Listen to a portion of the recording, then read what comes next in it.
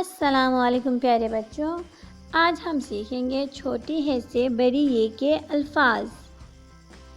छोटी है हा हाथी, छोटी है हा हुदहुद, छोटी है हा हथौड़ा, हमजा आईना, हमजा गाँव, हमजा गाय,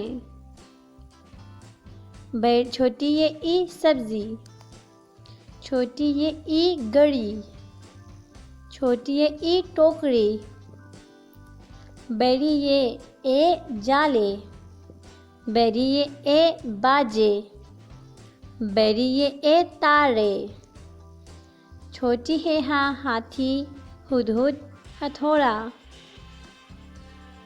हमजा गाँव, हमजा गाय, हमजा आईना, छोटी ये ई टोकरी, छोटी ये ई गड़ी, छोटी ये ई सब्जी, बड़ी ये ए जाले, बड़ी ये ए तारे, बड़ी ए बाजे।